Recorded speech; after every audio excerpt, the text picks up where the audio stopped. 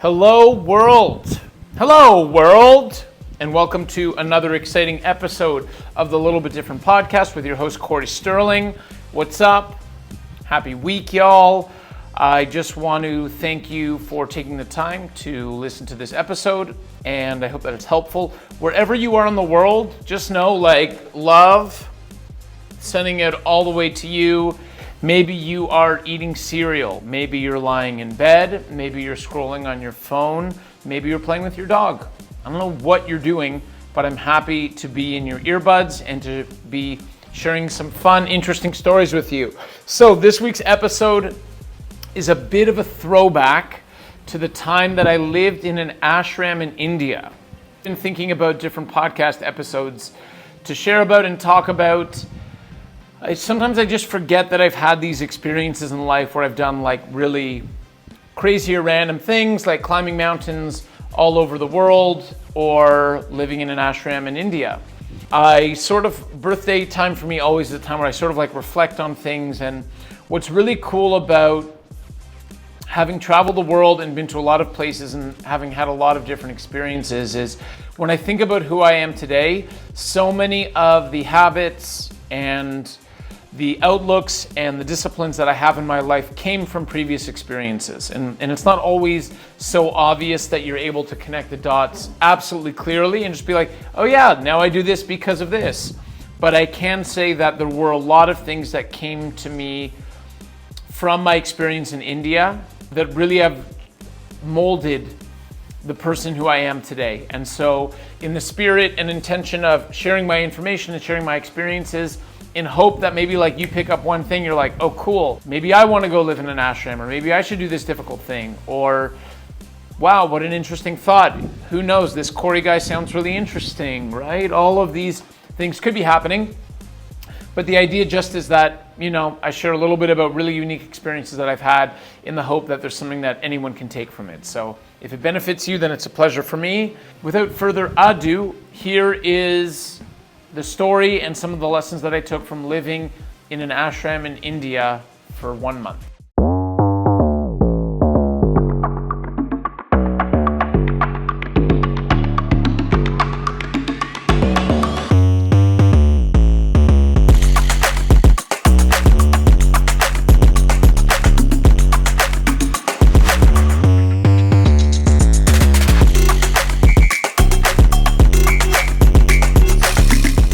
I've had one friend, Judith, and she went to the same ashram where I lived, and she had the most transformative, most amazing experience.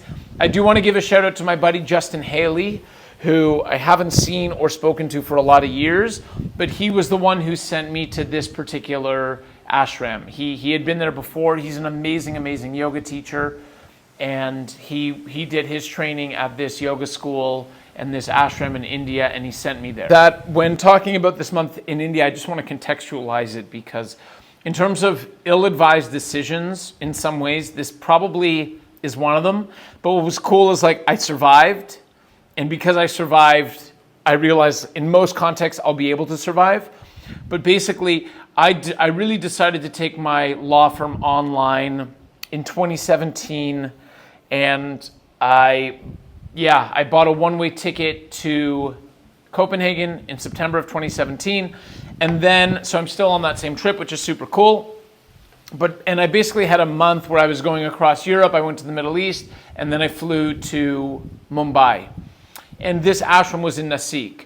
But I just have to say that in the first month of going from having, being used to working in a town and having a physical office and all these sorts of things, to going online, to 1 month after making the switch online to going to live in an ashram where there was no Wi-Fi, no access to internet, and I basically was 6 days a week. They let us to go to town 1 day a week, but 6 days a week I was completely offline, had no choice.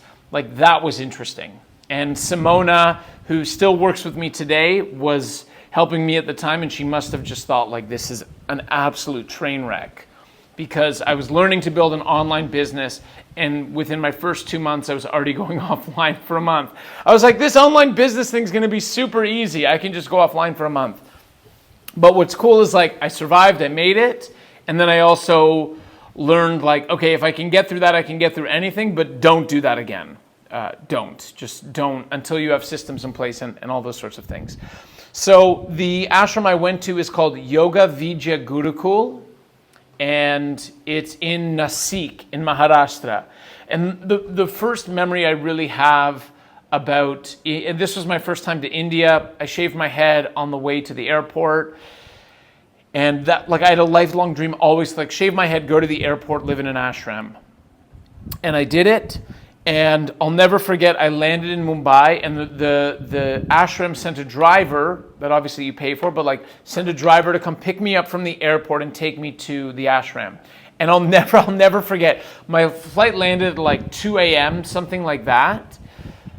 The guy picks me up. I've never been to India. It's absolutely chaotic. I have no idea what's going on. The guy's not there. I'm trying to call the school. It's the middle of the night, as you'd imagine, like, plus it's India. And I'll never forget, the guy, we start driving. We're on the highway, and like in his car, maybe we're driving an hour, 2 hours. It's 8 hours from Mumbai to Nasik, where the ashram is. Guy just pulls over on the side of the road. He's like, oh, okay. Puts his seat back and just goes to sleep. And I'm like, we're on the side of a highway. And I was like, what's going on, man? Like, what are you doing?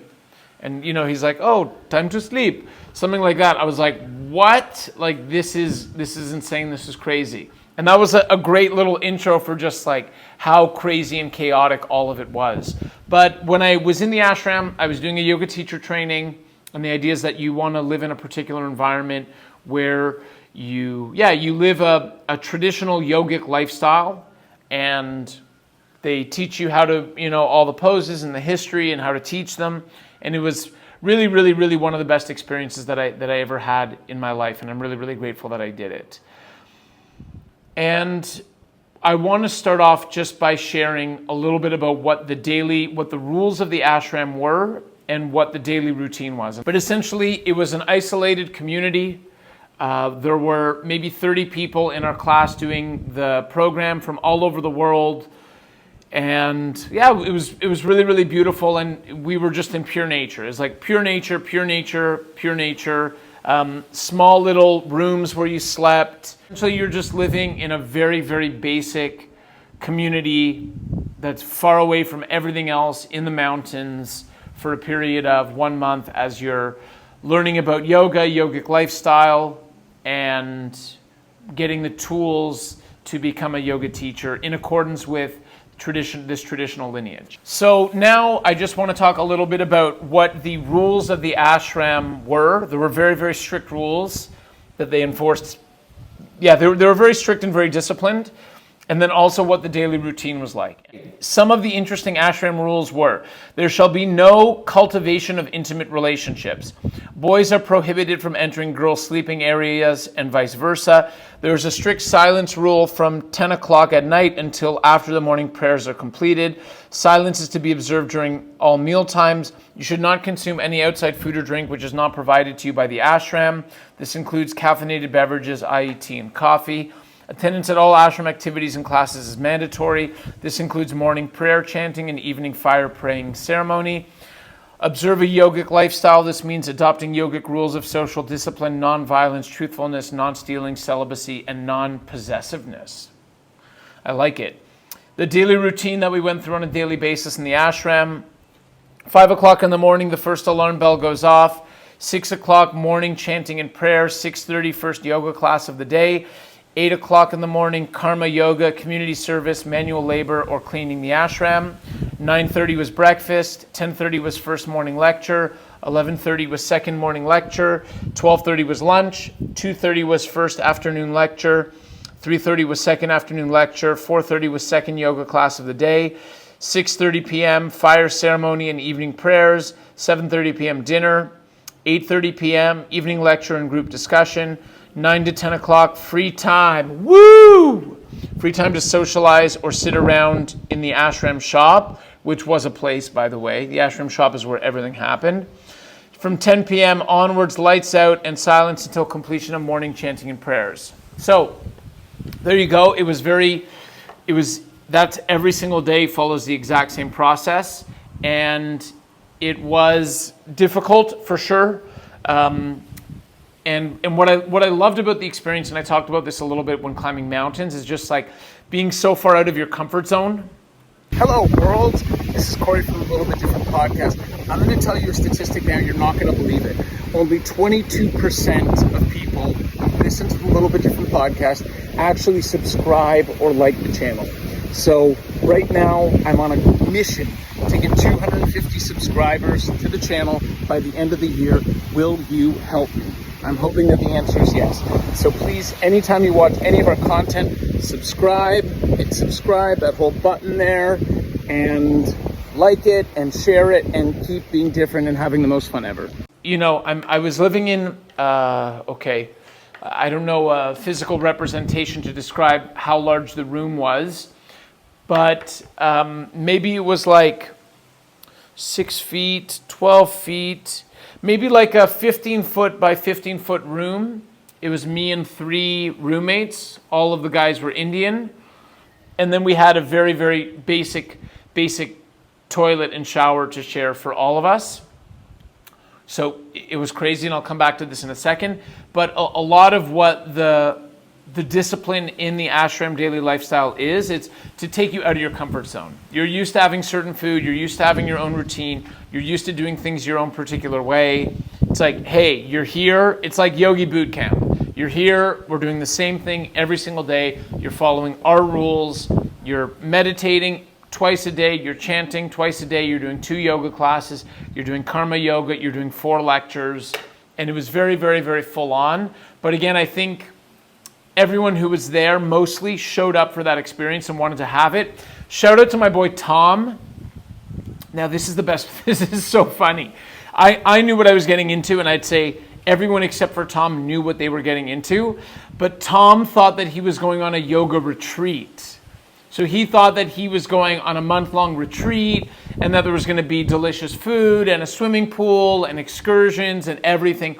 He had no idea that he'd be getting up at 5 a.m. every day and that he'd be becoming a yoga teacher. And it was so funny because he had all these like really fancy clothes that he thought he was going to be using.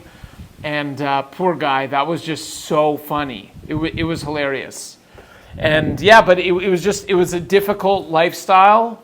You're not used to, you have none of your normal comforts, not on the phone, no Wi-Fi, no privacy really, and just waking up at crazy hours. And I think it's an amazing container, an amazing silo, and an amazing environment to implement profound changes into your life. One of the first things to talk about is just coffee, and having no coffee and no tea.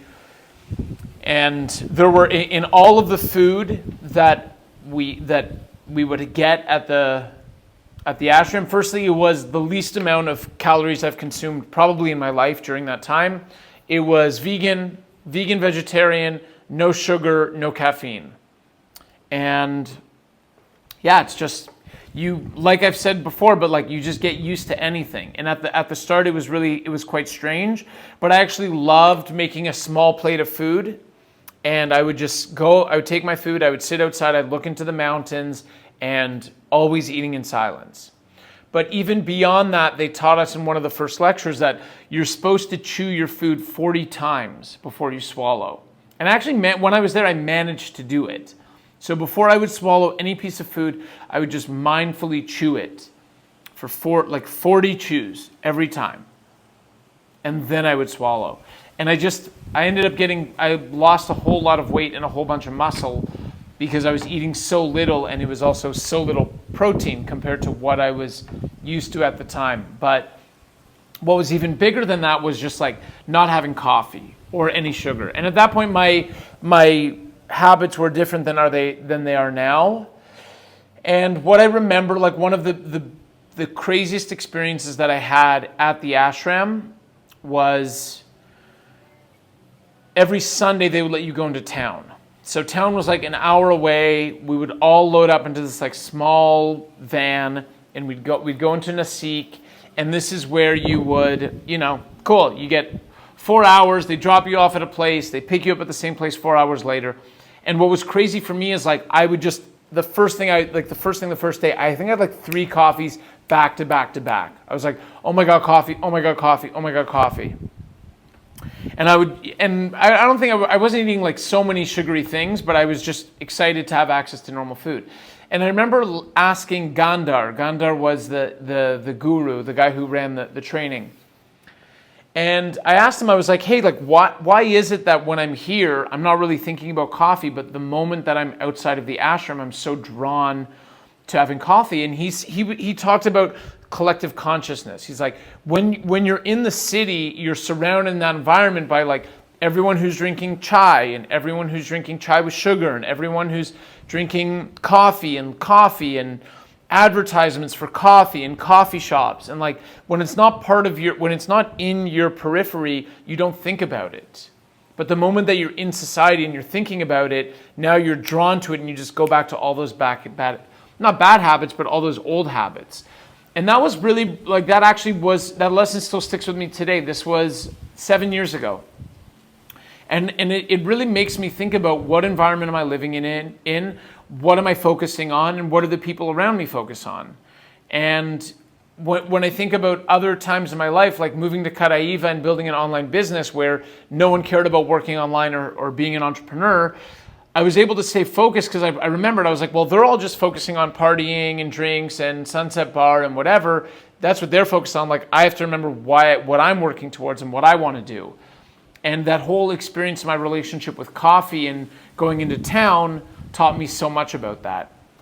Now, at the ashram, this was also, I always talk about adaptability and how as human beings we can get used to anything, right? So when I stopped smoking weed, it was impossible for me to see myself not smoking weed. And then I stopped smoking and it was possible for me to see myself smoking weed. And the living conditions, I lived with 3 other guys who I loved. I loved them. In the end, they were really, really my brothers. And they were so funny, and they were all Indian, like Indian, never really had been outside. One of my roommates was a guy named Syriac, who I loved. And he was super cool, but holy smokes, did he snore like crazy. All of them just made the craziest noises. The craziest. The most insane noises I've ever heard in my life. And I remember I got there the first night and I did not sleep a wink. And I was like hungry, I was tired, and I just couldn't sleep because they were making so much noise. And I remember, and the first night we woke up, like everyone got going. After morning prayers, I was able to talk, and I was like, yo bro, you make the craziest noises. Like, have you ever heard what you sound like when you sleep? And he's like, no, what are you talking about? No, I don't, blah, blah, blah. The second night, I stood over his bed with a pillow in my hands, and I was ready to smother his face with a pillow. Like, I was hot, there was no fan, there was no AC, there were mosquitoes, I was just not comfortable, and I was standing over his bed with a pillow. I'm like, I'm just going to smother this guy's face and wake him up. Right? That follows the ashram rules, right? Right? Obviously, I didn't do that, but I was really, really tempted to. And I told him the next day, and I was like, dude, I was so close to just suffocating you because I could not sleep for a second. And those were the most insane noises I've ever heard a human being make when they slept. And then the third night I went to sleep, and I slept like a baby. And from then on, I slept like a baby every night. And he was still making the noises, but like, I just got used to it. And I really, really learned from that experience that we can get used to anything. As human beings, we can always get used to anything. So it was frustrating and humorous. And in the end, it was very light. And definitely when I left the ashram, I was excited to have my own bedroom and my own space again. Because there were a lot of noises, there were a lot of smells, a lot of things happened in that tiny, tiny, tiny room, but I wouldn't trade any of it for anything, just because it was so unique. Another thing I picked up from my time and my experience in the ashram was starting to look at health in a different way. So as you know, as I mentioned, there were a lot of rules of what we could do and what we couldn't do when we were at the ashram. one of the rules they had was that they wouldn't let us do exercise or normal exercise. So at this time, I had just lived in Vancouver in 2017, where I'd spent 3 years of my life being a spin instructor or a group fitness instructor in the morning. I was obsessed with working out and going to the gym and all of those sorts of things. And going to the ashram was the first time where I was like, okay, like I'm just going to chill. I don't have to do anything. But I couldn't. I actually couldn't not exercise. And one time, and my friend Tom, the guy who thought that he was going on a retreat, Tom was in the British Special Forces, and he trained soldiers to be part of an elite unit. So I was like, hey man, I'm going crazy. I just want to work out. He's like, oh, like I can make out a workout program for you, like 50 push-ups and then 50 lunges and then 50 pull-ups and whatever. And when Gandhar saw me doing that, he freaked out at me.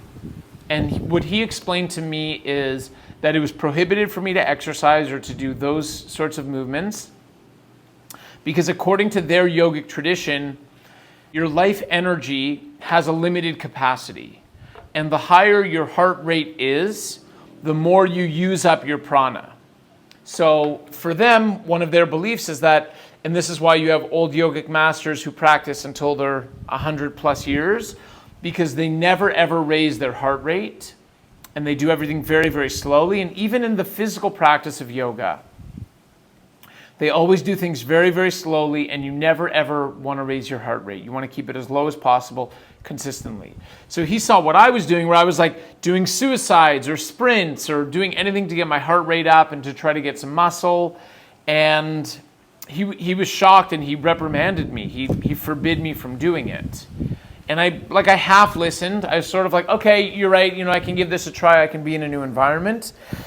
But I think Tom and I still did some workouts together, not nearly as many. And if I did, I would make sure to do them in a place where he wouldn't be able to see me, which doesn't make it right.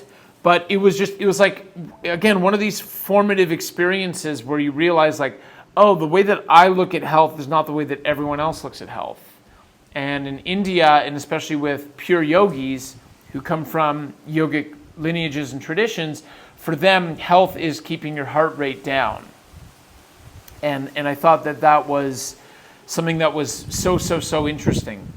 One of the greatest benefits that I got from my time in the ashram really had to do with building a meditation practice. What I really loved was the building of mantras. This was the first time in my life that I was able to include mantras into my life. And specifically the fire ceremony, I understood for the first time what it was like to get into a rhythm and like a fervent pitch of meditation and be transcended through meditation. So in the fire ceremony, what we would do is we would sit in a room. It sounds really cool. It's not. It's a little bit difficult, but we sit in a room, and in the room they make a small little fire in the middle of the room, and basically you stare at the fire. You're seated. You stare at the fire. And you just repeat a mantra over and over and over and over and over and over again for however long it is, like 30 minutes, 45 minutes. I forget how long fire ceremony would be. And that mantra, which the English translation equivalent is something along the lines of, like protect me and keep me safe and take care of my family and all of those sorts of things. That mantra I still say 3 times every single morning when I finish my meditation. And I don't really know what it means, but I say it all the time, and it's sort of like my life mantra that's with me and that I have. And I'm so grateful for the fact that I have this mantra, because it's part of me. It feels like a tattoo, like a mental tattoo that I got was this mantra. And I never would have developed the ability to adapt it in such a way unless I had spent 30 consecutive days at fire ceremony for 40 minutes a day, sitting there and repeating it. I wasn't the perfect student. I'm never really the perfect student. I think I'm a little bit too stubborn for that. So it wasn't like every minute for every day I was there, but I would go to fire ceremony every day, and I would sit, and even if I would just sit in silence, cross-legged, I would say it, and some days I would be able to get into the trance of just following this mantra and staring at the fire, which was something that was really, really beautiful for me. So it's something that I still have with me today and that I'm really, really appreciative of. Coupled with everything that's going on in the ashram as well was me trying to figure out how to run an online business. At this point, like, no coaches, no idea what I'm doing, and I'm offline 6 days a week. And the only day I was online was on Sundays, which is so helpful. And I learned I learned so much about productivity in India from this time, because like the first week was just chaotic. The first time we got into town, I like chugged 4 coffees. I'm running around. I'm like, oh, I got to do this and I got to do this and I got to find the internet point and I got to buy this and I got to do that. And it was just like nothing. And then it was like week 2, we had 4 weeks that we went into town. Week 2, I was like, Cory, you got it, bro. Just make a list. Make a list of 6 things that you have to do when you're in town. You'll go in, you'll be super dialed, you'll make all of it happen. Week 2, I have 6 things on my list. I accomplished 0 of those 6 things. And it was just such classic India. Like, so frustrating. The store's closed, then they move to this one, then you go here, then the guy's not there, then it's shut. Then it was just like everything. And I learned the power of release. And I was like, okay, while I'm in India, because I spent 2 months in India after that, and then I came back. I spent 3 months the first time, then I went abroad, and then I came back for another month or 2 months. And I was like, cool, this is a different game. This is running a business online in India in 2017 is a different ball game. And just like, it taught me not to have the same expectations of efficiency in India than I would have had in other places where I was. In Europe, you got a list of 6 things, easy. By lunchtime, I've accomplished everything. Like, I'm in Denmark, I'm having a nice piece of brot, like that thick bread with fresh avocado and poached eggs and a latte with almond milk. And I'm just like, whoa, this is too easy. And then, oh my God, one day in Nasik and nothing, zero accomplished. But it was such a powerful reframe, because it really just taught me to alter my expectations for my time in India and just understand that efficiency happens in different levels in different places. So these are some of the biggest points that I took away from my time living in an ashram for 30 days. One of my favorite aspects of life in the ashram also was the karma yoga we would do every day. So karma yoga is basically doing some form of volunteer work for the ashram, where you're either cleaning something or fixing something or repairing something or cooking something or doing something that contributes to the greater good of everyone else.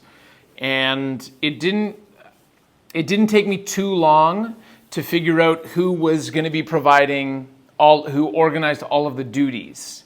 So some duties are better than others, like cooking was always fun, cleaning toilets less fun, picking weeds less fun, but there was a whole range of different things that we would have to do, and usually they would pair you up with someone, and you would be paired with someone different each time, so you'd get to be with someone and spend time with them and talk with them and while you're doing your karma yoga. And for me, like the very, very classic thing that I would do as Cory is find out who makes the decisions on what our karma yoga work is going to be, and then just be as charming as possible to that person in an attempt to get the best jobs. And in this case, it was a woman named Ruth who was lovely. She was very, very sweet. And Ruth lived at the ashram, and she decided what karma yoga jobs all of us would do. And I'm like, this is easy. I've done this before. This is like walk in the park for me. And I befriended Ruth, and I was funny and charming and all of these things, and just like would always see her and smile and pick a flower and give it to her or whatever. And what was so interesting was the better. And then we became friends. We became, really good friends, and we talked a lot, and we were buddies. And I just always assumed, I'm like, oh, like Ruth and I are friends. She's not going to give me toilet duty. She's not going to get me picking weeds. But the better friends we became, the worse jobs she gave me. It's like I was consistently always getting the worst jobs, which was such a funny and friendly reminder that sometimes there's no shortcuts. And really the lesson that I had to learn when I was in that ashram was like, do the work. Do the dirty work also. Like Cory, you're not special, you're not exempt. You don't get to charm your way into everything that you want in your life. And that was something it was really fun and really powerful, but also it's any time in my life I've done work continuously that I didn't want to do, it ushers in and fosters one feeling more than anything else, and that is appreciation for what I do get to do. And I'm so, so grateful. I love being a lawyer. I love my lifestyle. I love being able to work from anywhere. I love my team. I love my clients. And it was like that time of having to do karma yoga every single day taught me to appreciate so much how much I loved my work, and also like how committed I wanted to be to my work so that I didn't have to have a job picking weeds or doing something I didn't want to do. So karma yoga in that way taught me so much, because I was on this precipice of trying the online thing, but also not getting off to a great start by virtue of being offline for a month. And then I was like, every day I would do karma yoga. I was like, the moment I get out of here and I have my computer, like I promise God, I'm going to do everything I can to make this work and to be really, really great with it. And so karma yoga was really, really helpful for me in that particular way. When I reflect on my time in India at the ashram, like learning to be a yoga teacher was not a really big part of it. I think that the more that I have different experiences and learn from different teachers online in a variety of capacities, like you don't necessarily need to be a teacher in order to teach. It was helpful to get some of the basics for the asanas, but I love the theory, I love the history, more importantly, I loved the rigidity, I loved being out of my comfort zone, I loved the routine on a daily basis. And ultimately, what I loved when I really reflected on the experience was this was one of the first times that I really saw how accustomed I could get to a life that's so different from my own. And life in the ashram was completely different for all of the reasons that I mentioned, was so different than what I was used to. But in the same vein, 3 weeks into it, I had forgot that I've ever lived any other way. Like you just forget. That's if you're a human being and you're present, you're living your life right now. All that I actually know right now is what I'm living right now. And that's what I know. And so because I know that, you just get used to it. You're like, oh, this is my life. Even more so when you have a heavily enforced routine or daily habits or things that you have to do every day. And so what I really took from the ashram, as well, in sort of in closing, is just like the realization that I can get used to any lifestyle anywhere. And that you think that you have preferences, but you really don't, because if you just do the same thing long enough, that's what will become your normal. And then changing it is what becomes strange and difficult. Like leaving the ashram was bizarre. It's that constant change, and it's that adaptability that my time in India taught me. So in closing, living in an ashram in India was one of my favorite life experiences. It's another one of those things where a period of 30 days probably shaped 30 years of my life, in the sense of the habits that it taught me to build, the important things that I did while there, what I learned, how it affected me, what it taught me, who I became as a result of being there. And it was something that I always, deep down inside of me, I always knew that I was going to do. And I'm so grateful that I did. So I hope that you find this story amusing or interesting. If you need any recommendations for any ashrams or anything to the like, just reach out to me. And yeah, I love you. I hope that you enjoyed this and that you took something from it. Whatever you do, stay different. Peace out. You.